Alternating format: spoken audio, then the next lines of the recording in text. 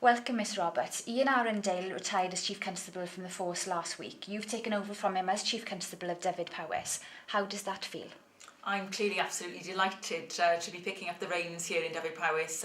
Clearly I've been here for 2.5 years anyway, so I know the force very well. It's a real privilege for me. I'm looking forward to what the challenges are ahead for us, which are going to be many, I know. But I think we're in a good place to be able to kind of step up to those challenges. We've got some good people within the organisation who really do want to make a difference here in Dyfed Powys. And I'm looking forward to how we can kind of achieve that collectively together as Team Dyfed Powys. Tell me about your Chief Officer team. Well, the Chief Officer team are going to be relatively new now, in myself stepping up to Chief. Nick Ingram, who's going to be coming back as Deputy, taking in my shoes. So Nick, again, is familiar with the organisation, but obviously will be moving into a new role. And then Carl Langley, who's recently joined us in the last 3 months from Lincolnshire, brings maybe a different outside perspective as well, which is always helpful in bringing new ideas and challenging some of the thought processes maybe that we've had historically in the organisation. And Andrew Bevan, obviously the stalwart of the team, that's been here a lot longer than any of us, but has got the corporate memory around the organisation, which again is really, really helpful. And I'm looking forward to shaping and moving the team forward to make sure that we deliver against those challenges. What's the current performance of the force? Force performance, as many people will be aware, has been at a high for a long time. I'm pleased to be able to say that yet again last year we reduced crime by 2.6%, which is some achievement given our low levels of crime and our starting point.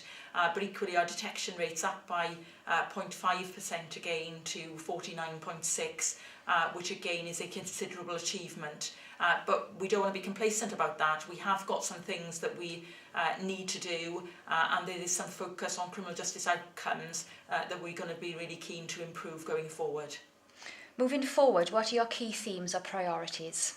I think there are a number of priorities for us. As I said, maintaining the good performance that we've got, the reputation of the organisation, making sure we meet the requirements of the austerity measures. We're going to be doing our business with a lot less staff now, but quite clearly our focus is on putting people first, delivering that quality of service to our communities day in, day out, and making sure that we're dealing with those that are committing crime in an effective way. What are the key sort of projects that you'll be focusing on? There will be a number of projects ongoing. Many will be aware again that we've reorganised the shape of the force over the last 18 months.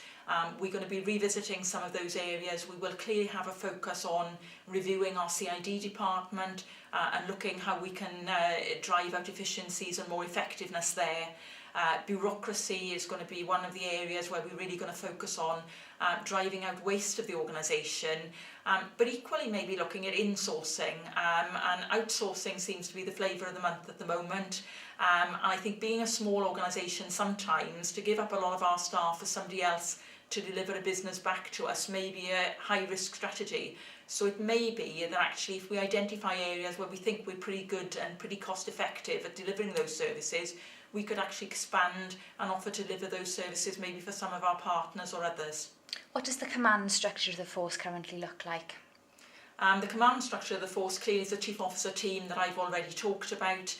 Under the new territorial model that we've got set up now, we've moved from 4 territorial policing basic command units into one structure.